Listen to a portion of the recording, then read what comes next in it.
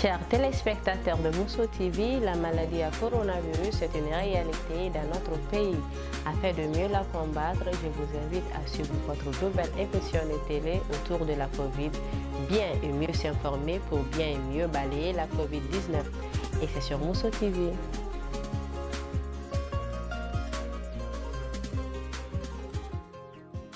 Bonsoir fidèles téléspectateurs, au Bismillah Mousso TV. Jabarani sans fait. Bienvenue sur le plateau de votre émission autour de la Covid-19. Anga bi émission tembe mo anga bi émission tembe teru ulu wuli ka jominke coronavirus yukola. Anu yokololo mo sorala anga tembo deka. Wala saka familial sorola anya wuli la se ka ke jegulu doma. O jegulu jume ou l'association des terres de l'hippodrome. Ulu représentant flanana sur le plateau wala sanga familial soroni teminka. De plus, nous avons Aminata Gouno qui est allée en chroniqueuse et allée chiffre de la semaine au fort. Voilà, sanga do mogake ami banen soro mogake am turala ani mogake am noyala. Voilà, anga bi émission sigile menneka. Sana nga tanya fe, anga sport de sensibilisation laje. Coronavirus virtuo ka ger gandoga, dano baka physique ko ger gande diga. No jom masque no danga nini diga. No nyimen kambadiyo al wakati kur. No tissue ni wan kamba jinidira alma mouchoir kuna kano werre jibi jinira de moru cere kan de metre fo da jere dano baka fis coronavirus ko gerona gandoga dam huset kani dam wala saka coronavirus bana kele menuna tanganando nuna no e maski fla min tega ko ka je safne la walma safne jila sanga ani wakati be saba me sogosoro ani metiso nongon konnana walima metiso ka sogosoro musharla ni klala memi lafli me sobo mugawla ni metri kele ni kla nyoyi wala saka coronavirus bana kele awya keneta nyoyi. To better stop away COVID-19, I wear my face mask, I wash my hands frequently, I avoid being too close to people, I cough into my elbow or into a tissue. To better stop away COVID-19, do like me. Coronavirus ding ningalo kampompoa. Kampompom kogojo ma esige sajum ningbira. Donc kini sinya mi kini ojabo sinya mushwari mi ore kuna. Donc ninge u logoro gon loy kuna ina numo samana be sense suma ana nengi bidame nono me allo kana sopojo minga na hoye fampie masangani jam bana kulonge mafuro ni wengu na coronavirus unge yasa mama yakishikina wo bewo wo mina tonle ma wo mina sudroa walma na kenje kuma beshi fuma furi yireba maja masa andire mandire fika nyungni walma matire fangani ma ho makirewa yirebe kantugo ma metringi yawu ye nyongonjeni lebanje wa kisi coronavirus bonona wo bewo wo nyemandrafa. Pour mieux balayer la Covid-19, je porte le masque. Je me lave régulièrement les mains. Je tousse dans le coude du bras ou dans un mouchoir. Mais surtout, je respecte les mesures de distanciation d'au moins 1 mètre avec les autres. Pour mieux balayer la Covid-19, faites comme moi. Moi, ma venfine a zoase na Covid-19. Bona watawe awe au vanu au viwa se ure ne wa moye watawe wawe ki maskela wawe ki han to bon bio baso a de wanuna. Moi, il y a bien wapaba aussi wanure ma safranyu ma eau javel ma gel hydraulique. A baba aussi wanure ki. Bon moi, il y a bien wawe yati wa burobe wena mawe. Wa baba wawe wena ayati we ma benea ya we ma 1,50 m. Bon wa baba wawe wena mamu. Bon moi, il y a bien no nuna ai hatio au baba awe hatio no ena. O hatio no ena. Moi, il y a bien o ya hatio da hatio ma mushwari. O hatio matia baba tisiti nyama irosunu wa tono na ma nitrozoni asunu one amebi wa baba besin wa nana upawe na no pe baba ro we mo da mo bio ave hovan wasene wala singeni tutanga baka coronavirus nga ngatenga otanga ndi oloni nugunenga a hilandi wagati dame so ingiti na henti sa hunendo jinga a sigandi ngana tisolomi ngana tekono ngotisono inkintin karinga ka ngotisono musharinga magana teko musharinga ngana klanga sirini an la kan taleya tintole maho ntan tintone serenya indun kisini baga tintole mahoa wala sako kuna khato kisini baga coronavirus kanyanga aga nanya komi garanya mogobe. Pour toute Covid-19, mi bord notre max, mi sort notre safo judam, mi dot jet d'air judan, wala mi bamba mouchoir, mi rend notre même de himbe, wala bada de himbe. Pour toute Covid-19, wade onomin.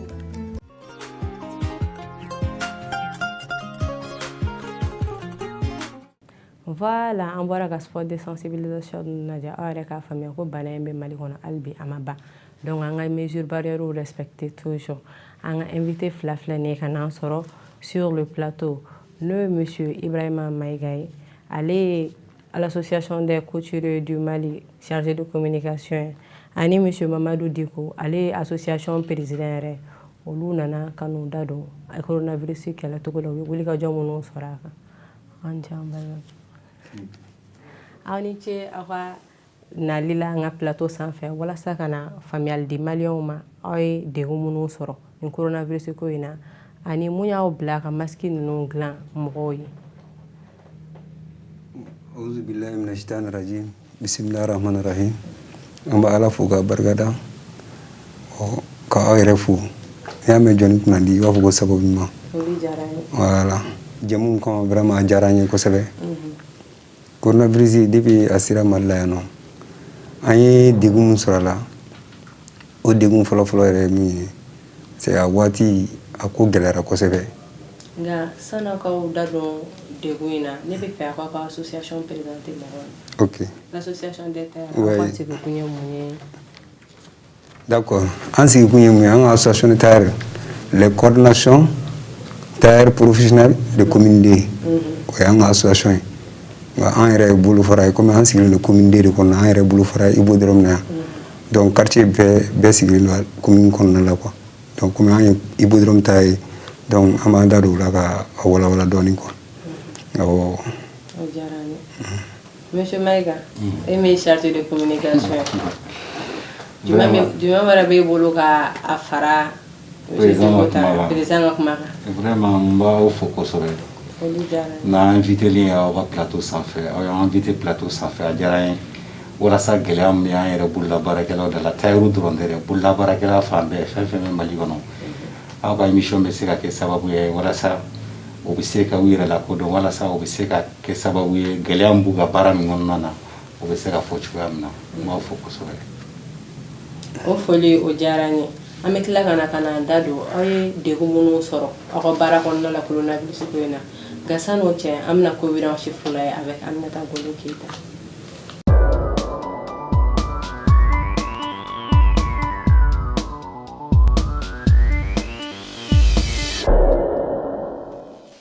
Voilà, cohérence chiffre avec Aminata Golo Keita. Bonsoir Aminata. Bonsoir Métis. Et comment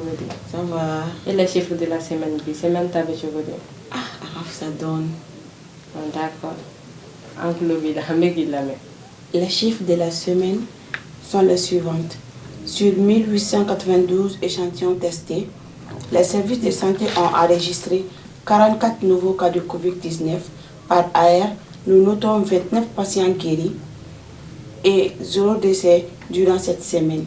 Mettez bi ba moko ba keleni kemeshegi ani bi konotoni fla. O le taro yere seke bi ni coronavirus bula ni dogo pun kono. O moko ba kele ani kemeshegi ni bi konotoni fla jama. Moko bi nani ani nani o le coronavirus soro. Ayira ko coronavirus bolle la. Ni dogo pun fana kono moko muwa ani konoton o le nogoyara. Munu gumangena o le nogoyara ka bolu jama. Moi masa ni semaine kono o de kun ba kibara ba ambulo ka da malien kulo ka coronavirus ko la. Aminata, merci beaucoup pour l'information de nous jarani. président en charge de communication monsieur Diko ale bɔra ka chiffre olu lamɛn bana in a tɛ ka mɔgɔ faga sanga hali bi a bɛ ka mɔgɔ minɛ aw hakilina yɛrɛ ye jumɛn ko la ouais hakilina ye mun ye a ko la hali bi wulikajɔ bɛ a ko la dɔ ka fara o kan an k'an cɛsiri hali bi kuma minnu fɔra walasa an ka se ka bana in kunbɛn an k'an cɛsiri o kuma in fɛ hali bi o de bɛ ne fɛ ka fɔ ko in na quoi. Monsieur Maïga, comment va nous faire au la confort? Oui, ça me fait que mon faut que la président la comment la, il me faut vraiment tiens d'eau. Banaï avait no ali ça m'a va avec un dangal qui est. Ani ne me mo fait mesure mon fera vraiment beki jija. E ka se ka odu mesure, e ka se ki korosho la kosore. Misale la mon ga bare ina fo kashine kalali anya e ka fo. Ani coronavirus ira te feu. Kashine kalali ba e ka fo vraiment na fa ba la parce que ni anga jamana ta kala ja. Anga jamana pusha jamana ni shishi ma fɛn ninnu ye kasini n'i y'a don inu na i b'a ye k'a fɔ vraiment ça dire a b'i lakana ka tɛmɛ poussière minnu ni fɛngɛ minnu ni respiration n'i b'olu sama i b'a ye k'a fɔ a ka fisa o fana ma min ni bana in yɛrɛ tɛ fankelen yɛrɛ fɛ fiyewu o y'a nafa belebeleba dɔ ye. O kuma o diyara n ye monsieur Maïga aw yɛrɛ invitera plateau kan parce que gouvernement ye kasini marché di aw de ma. Aw de kasini ninnu caman dilan ka di population ma o hukumu kɔnɔna la sisan an wulila ka taga aw ka réunion kɛyɔrɔ la ka taga reportage kunkurunin kɛ an ka jɛ k'u lajɛ ɲɔgɔn fɛ. Coronavirus donnen Mali la a ye kɔlɔlɔ min se an bololabaarakɛlaw ma kɛrɛnkɛrɛnnen i n'a fɔ tailleur bon an ka client kan ka bɔ waati min na k'a fɔ k'u bɛna baara d'an ma a waati a kɛra gɛlɛya ye dɔɔnin yanni u k'a faamuya parce que i b'a sɔrɔ nali baarayɔrɔ la a bɛ kɛ retard la bon taali so a bɛ kɛ joona parce que a waati y'a sɔrɔ confinement fana bɛ sen na mɔgɔw tɛna joona mɔgɔw bɛ don joona o waati o gɛlɛya o ye an sɔrɔ dɔɔnin quoi voilà o gɛlɛya kɔnɔna la olu ka marché minnu bɛ na n'an ma ɲɔgɔn sɔrɔ kɛrɛnkɛrɛnnen na a caman na i b'a sɔrɔ u b'an yɔrɔ dɔn quoi parce que u b'an ka baara yɔrɔ dɔn donc n'u nana sariya min fɔra walasa u ka don an ni ɲɔgɔn cɛ ka masque don ani u kana an sɔrɔ yen walasa an ka se ka mètre 5 don an ni ɲɔgɔn cɛ o kibaruya ninnu donc directement o kuma an ni ɲɔgɔn cɛ donc o kɔni ye kuma yɔrɔ dɔn komi u b'an sɔrɔ yɔrɔ dɔn ka ban an ka baara yɔrɔ u b'a yɔrɔ dɔn ka ban u b'an sɔrɔ yen an ka ɲɔgɔn sɔrɔ cogo min na donc an bɛ tɛmɛ o cogoya kan voilà parce que o ko in nalen jɔnjɔn gosira an wulila an taara masigi an wulila gouvernement y'an wuli ka taa masigi d'an ma ka taa baara d'an ma donc an kɔni alhamdulilayi an ka association na an ye baara kɛ kasini la dɔɔni yɛrɛ an ye dɔ sɔrɔ a la an ye dɔ kɛ sisan an filɛ nin yɔrɔ min na sisan hakili t'a hakɛ kelen na nka an kɔni ka association effectivement an ye dɔ ta an ye dɔ kɛ surtout kɛrɛnkɛrɛnnenya hippodrome tailleur an minnu bɛ association na tiɲɛ yɛrɛ la an ye dɔ k'a la nka hakili t'a da la nin waati in na. a ye gɛlɛya min na s'a ma a kɛra sababu ye an bɛ baara kɛli min kɛ ka se su ma a kɛra sababu ye ka na fiɲɛ don o la o kɛra sababu ye an bɛ jigin ka sɔrɔ an jigin wagati ma se bon o wagati kɔnɔna na an tun bɛ sufɛ baara kɛ coronavirus na wagati an tun bɛ baara kɛ sufɛ wagati min na an ma se ka baara kɛ an fɛnɛ ma bilen nɔ o tɛmɛnen kɔfɛ sugu fɛnɛ na sugu tun bɛ datugu joona a wagati a tun bɛ kɛ sababu ye n'an ka minɛnw san wagati n'an ma se k'u bɛɛ san ɲɔgɔn fɛ dɔrɔn a bɛ gɛlɛya lase an ma i b'a sɔrɔ an tɛ se ka o baara kɛ o wagati o gɛlɛya damadɔ lase an ma bon o wagati la an ka client tun bɛ n'an sɔrɔ an ka atelier la bari a wagati ministère de bazar minnu taara keko minɛn bɛ sigi ka da la bon a bɛ kasinen dɔrɔnw na ani distance bɛ don an ni ɲɔgɔn cɛ u bɛ na ɲɛfɔli k'an ɲɛna ani u b'u ka finiw fɛngɛ modèle ci an ma whatsapp fɛ wa n'u an bɛ fini rendez-vous di nka a ka ca la an ka baara fanba kɛra téléphone de fɛ kosɛbɛ a wagati parce que a wagati y'a sɔrɔ a fɔra ko n ka mesure de barrière respecté kosɛbɛ yaasa coronavirus kana yɛrɛkɛ so an cɛla quoi bon wagati a kɔni baara gɛlɛya kosɛbɛ an ma dɔɔnin awɔ ka weleweleda n ye kuma ɲinɛ mɛ an y'a sɔrɔ an ka sira de fɛ a bɛ fɔ min ma ko APCM kɛra sababu ye an bɔra kalama min kɛ an taara yen nɔ an taara marché ɲini ɲɛna mɛ a tun bɛ tɛmɛ APCM ni CSM ni ɲɔgɔn cɛ n'o ye chambre de commerce ye donc a kɛra sababu ye an yɛrɛ fɛnɛ ye dɔ sɔrɔ ka kala la komi den kɔnɔ yan nɔ hippodrome tailleur ye dɔ kɛra masque in na masque in ye masque lavable ye bon masque in a kun wagati la an bɛ k'a kala bon an ye caman k'a la sa nka an ko mɔgɔ bɛ min na parce que 1 million de kun fɔra ko k'o di terrain ma 1 million in dira bon an sera ka min kala la o banna mais kɔfɛ covid ma ban kun fɔra ko 5 million wɛrɛ kan ka na yaasa an bɛ se k'o kɛ mais o ma se fɔlɔ an m'o ye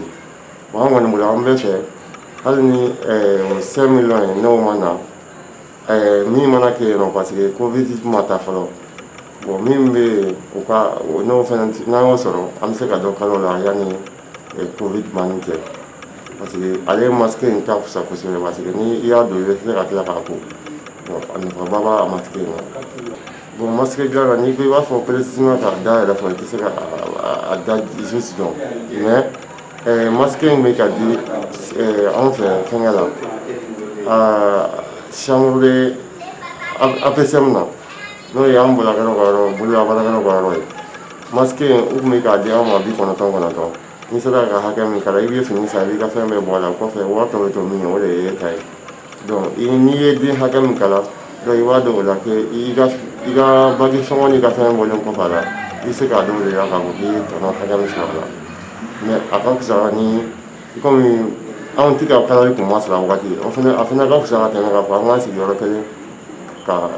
kalali kiliyanw dɔrɔn ma kɔnɔ bon n'ale bɛ yen nɔ i b'a sɔrɔ kiliyan ko t'ale la ni wari b'i bolo ka bagi san dɔrɔn i bɛ ɲɛsin ale ma k'ale kala donc an kɔni bɛ se k'a fɔ an ye dɔ sɔrɔ a la mais k'a fɔ ko n'i ye nin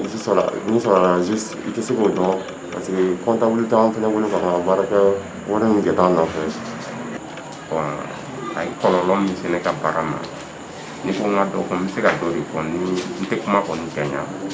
ka sababu bɔ dunan dɔw tun bɛ bɔ kɔfɛ ka na baara k'an fɛ tiɲɛ yɛrɛ olu tɛ se an ma bi an ka baara kɛta danna yan fan ma n bɛ se ka kuma o yɔrɔ fan kan bon an ye dɔ kɛ a la ne ye min dilan a la o ma tɛmɛ den 1000 ɲɔgɔn na a wagati la o de la n ko an yɛrɛ fɛngɛna bi la wariko sumayara dɔɔnin wari in dɔw ta sɔrɔla dɔw ta ma sɔrɔ ne ta kɔni sɔrɔla mais hali sisan dɔnbaga dɔw bɛ yen nɔ olu ma taw sɔrɔ ne bɛ komi bana don bana ye fɛn min ye an si sago tɛ mais n'a nana ka ban ne bɛ welewelemada min kɛ mɔgɔw k'u kɛcogo dɔn a la mais baarakɛɲɔgɔn tɔw vraiment a ka di n ye ni u bɛ baara in kɛ u k'u hakili to a wariko yɔrɔ fan na quoi o tun ka di n ye. Voilà, an yɛrɛ bɔlen filɛ nin ye ka jɛ ninnu lajɛ komi y'a fɔ cogo min na marché dira u ma mais a fɔra k'aw ma caman sɔrɔ ko in na est ce que aw bɛ se k'aw da don o kuma la aw ye degun minnu sɔrɔ marché ko in na et puis aw ye marché yɛrɛ sɔrɔ cogo di. bon an bɛ toujours an bɛ foli lasegin aw ma an b'aw fo marché kɔni an taara marché an ye marché kuma mɛn parce que gouvernement ye marché kuma bila APSM ma donc APSM ye welewelekan bila an bololabaarakɛlaw ma n'o ye tailleur ye an taara APSM na bon an taara ka taa marché ta mais mun ye marché gɛlɛya min ye dɔɔnin fini min bɛ yen n'o filɛ nin ye nun na nin ye nagina de ye wa a waati nagina ko gɛlɛyara kosɛbɛ a sɔrɔli ma nɔgɔn parce que fɛn min don a ka ɲi kasini na i b'a ko n'a nɔgɔra i b'a ko i b'a repasser i bɛ tila k'a utiliser tuguni donc a nafa ka bon kosɛbɛ bon o kama a gɛlɛyara dɔɔnin mais an ye dɔ sɔrɔ an ye tata sɔrɔ a la an nana n'a ye i n'a fɔ gouvernement y'a d'an ma cogoya min na an nana n'a ye k'a tila an ka association na an y'a baara kɛ bon o yɔrɔ kɔni na an ye dɔ sɔrɔ nka tiɲɛ la gɛlɛya donna finiko la quoi parce que depuis a fɔra k'a bɛ kɛ ni fini ye dɔrɔn fini gɛlɛyara quoi donc an ye o yɔrɔ de gɛlɛya sɔrɔ n'o tɛ marché o kɔni o y'o d'an ma. mais aw de welela ka se gouvernement ma. an wulila u ye weleli de bila parce que système de y'a di APSM ma donc APSM ye appel lancé tailleur ma walasa an ka taa ta donc an garijɛgɛ kɛra mun ye an taar'o ta an nana baara kɛ. mais système ni APSM yɛrɛ jumɛn i bɛ se k'o fɔ an ye. bon komi système ye mun ye ani APSM ye mun ye APSM komi o y'an yɛrɛ ka bololabaarakɛ soba de ye donc directement ni o ye weleli bila an ma donc o y'a sɔrɔ cogoya min na système fɛ an kɔni an t'o cogoya dɔn mais an kɔni y'a sɔrɔ APSM na cogo min na APSM de y'a d'an ma donc an ye baara kɛ ani APSM ni cogoya de la tan. mais monsieur Maïga sa an bɛna kuma de ma komi e de ye chargé de communication aw ye masque joli sɔrɔ ka se k'o kala. bon halisa an bɛ se ka min fɔ président ka kuma la an ka quartier kɔnɔna na an sera ka masque 3,000 ani dɔɔnin an sera k'a kala hippodrome kɔnɔna la hippodrome kɔnɔna na an sera ka ba saba ani kɔ kala bari gouvernement ye marché d'a ma waati min na o waati y'a sɔrɔ vraiment o ye délai mun d'a ma délai ka surun parce que u mago bɛ i n'a fɔ miliyɔn 1 na tile 3 kɔnɔ an ka baara in n'i y'a jateminɛ tuma dɔ la i bɛ taa sɔrɔ baarakɛyɔrɔ la mɔgɔ tɛ tɛmɛ mɔgɔ 3 mɔgɔ 2 ɲɔgɔnna kan dɔw bɛ yen nɔ i bɛ taa sɔrɔ tuma dɔ la a baara kɛli a ka gɛlɛn bari masque in kalali il faut que a ka kala a ka ɲɛ a ka kɛ kalali ye fɛn mun n'a nɔgɔra i b'a ko a tɛ kɛ fɛn k'a fɔ ko n'i y'a kala dɔrɔn ni tile 1 ko o tɛ i b'a kala ka ɲɛ n'i y'a kala ka ɲɛ n'a nɔgɔra i b'a ko i bɛ tila k'a dun tuguni an sera ka ba 3 ɲɔgɔn na an sera k'a sɔrɔ a la k'a kala nka est-ce que gouvernement ye précaution jɔnjɔn fɔ k'a bila walasa n'aw tilala masque ninnu na u k'a désinfecter kura ye avant que u k'a di mɔgɔw ma bon an kɔni ta kɛra dɔrɔn k'a kala k'an bale k'a don minɛn kɔnɔ ka taga bila APSM na olu yɛrɛ de b'a livrer a bɛ se ka kɛ minnu b'a livrer a kan ka kɛ cogoya min na a n'a kan ka lasago cogoya min na walasa a ka se ka sɔrɔ mɔgɔw b'a dɔn ninnu na olu de bɛ se k'o ko seereya latigɛ.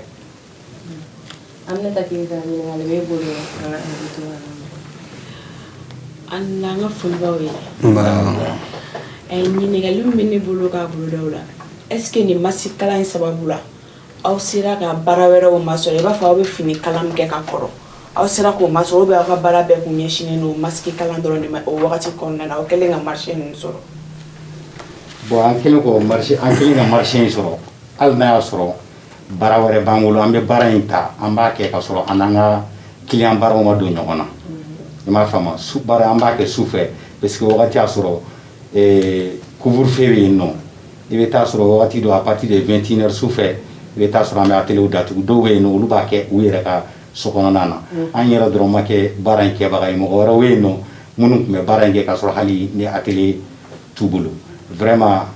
o ko kɔni na kɔni vraiment an bɛ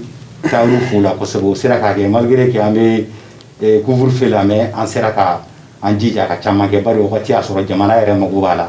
ani ta an fana bɛ dɔɔni sɔrɔ a la o fana kun ka d'an na dɔɔni. commune 2 kɔnɔna na marché in dira aw mɔgɔ joli ma commune 2 kɔnɔna na en plus ne ɲɛ b'a la aw fila si ka tissu ninnu tɛ kelen e ta ye jumɛn ye nin tɛ ko k'ale ta ye naginɛ e ta ye jumɛn ye a tɛ girinya mɔgɔ ninnu ma. voilà mun filɛ nin ye ne nana nin ye dalifini de ye dalifini de don i bɛ se k'a kɛ an yɛrɛ ka coton na coton de don mais fiɲɛ sama n b'a bila ne ta poussière tɛ fana tɛ don a fɛ naginɛ in ɲɛ bɛ mun bɛ président ninnu na a kalalen don ni naginɛ côté fila bɛ kɔ fila ni ɲɛ fila popeline o b'a camancɛ la popeline de bɛ se ka kɛ sababuya i bɛ taa sɔrɔ ni poussière girinma o tɛ se ka don popeline ninnu fɛ bon coton a bɛ fasi fila bɛɛ fɛ o ye coton yɛrɛ yɛrɛ yɛrɛ a bɛ ku n'a jara i b'a ta i b'a repasser i b'a di ninnu na awɔ. merci misaliya la mɔgɔ dɔw bɛ yen asthme b'u la o tɛ se ka masque girinma supporter o cas sugu la aw bɛ tissu sugu jumɛnw de utiliser walasa olu mɔgɔw ka se k'u don k'u yɛrɛ tanga. bon il filɛ ne ka question posée vraiment c'est très très important puisque mɔgɔw dɔw bɛ yen u b'a fɔ allergie b'u fari la bon i bɛ taa sɔrɔ ni allergie bɛ mɔgɔw fari la i mana na ni tissu nasuguya o nasuguya ye an bɛ se k'a kala k'a d'i ma bari i bɛ taa sɔrɔ tissu diya qualité dɔw bɛ yen nɔ hali n'a y'a sɔrɔ a diyara e yɛrɛ ye mais i bɛ taa sɔrɔ n'i y'a dun nun na i tɛ se ka fiɲɛ sama k'a bila n'a ye mais ni tissu a tissu b'a dan ma n'i yɛrɛ y'a dɔn k'a fɔ i fari bɛ se ka min supporter n'i nana n'o ye an b'o kala an b'o d'i ma an b'o kala an b'o d'i ma bari an b'a ye k'a fɔ hali société minnu bɛ yen nɔ société ba ni banque ba ni orange mɔgɔ ninnu i bɛ taga sɔrɔ u ka dondaw la n'i taara i mago ɲɛnabɔli la vraiment i tɛ se ka don olu fɛ yen nɔ ka sɔrɔ nin t'i nun na o kɛra sababuya ye hali n'a y'a sɔrɔ a kalali jɔra tailleur fɛ jusqu'à présent mɔgɔw bɛ yen nɔ minnu bɛ na n'a a marché ye ka na di tailleur ma an b'a kɛ a bɛ se ka kɛ fini o fini na fini bɛɛ lajɛlen na. donc hali ni gouvernement ta tɛ particulier bɛ na aw fɛ u bɛ na marché d'aw ma walasa aw ka fini kala. awɔ. mais documentaire la président ni question bɛna adressé de la documentaire la o bɔra k'a fɔ k'aw ye kalali in kɛ a ye baara kɛ degun kɔnɔna la ka kɔn ma sɔrɔ caman sɔrɔ a la. o sɔrɔla mun fɛ an ye degun sɔrɔ a kɔnɔna la parce que a kɛra k'an to bana yɛrɛ cɛmancɛ la a waati a kuma gunna kosɛbɛ parce que fɛn min n'a donna an ka jamana kɔnɔ an ma dege fɛn min na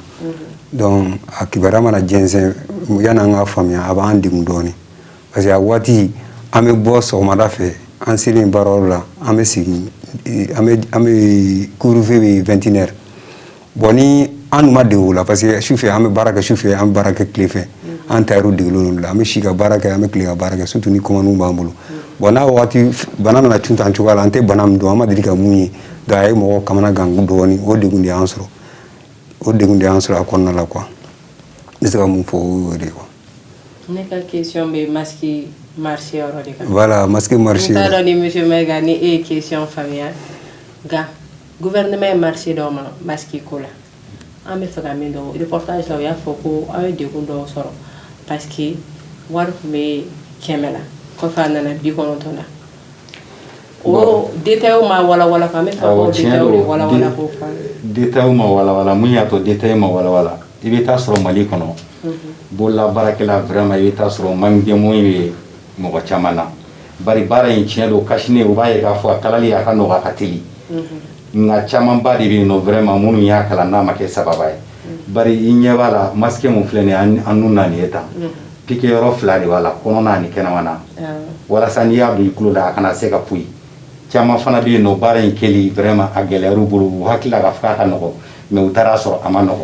bara dira condition mun na o jagu ya be gele amma bari nangine o kun ma chante ko sobe mimbe no de afora ka fuko kun foroi o kala ni nangine mogo girna nangine ga nangine wari yelena gouvernement ya dama primina o prix ambaye ka fo vraiment ambe doni doronde sorala mais ni baraware tino mimbe no ni minana halna ya sura prix ga dogo ni chamangala i garsiye mi bara konana ibo soro o de ambla bara enkella sino gela chamambo borala ko sobe absa ke president bitla ki dado la ko wala ka do fanata wala me fitini faroka gela mu borala utaraga uyan wole wakati mi ka marché dama a wakati nagna uye marché mi dama warma daka uya di ireta de la iga profona kan nay ni na nay comme ça warbe dima o gela de ansro parce que a wakati asro sengebe mkola o ron gela de ansro do ni fon hake dlan ina nay iga wari obi dima mais munya andi ngoni nu ngi war daka ka tisi dama o de kuma atile ambulu joni o gela de ansro ko se kuina ko barana d'accord famille ta question bi bolo ka poser na invité aligo ko uye gele am soro ko donc c'est ça ay wali bo aka propre fond la ni na famille kata tissu no sa ka kala na ko propre fond mais est-ce que kala ni fond ni ay aka fond bolé ako fa tonona ay tono chama soro ako fa bo alhamdulillah ya do soro parce que après ça mira dama bi kon ton bon kle ga dama bi kon ton anana kana tisi waru jatemine foro fom bambulo ko waru jatemine ananya kala anga ngamu soro anyu jatemine anya ibo bala anya kala ay do soro voilà c'est ça no marché bana wa ou bien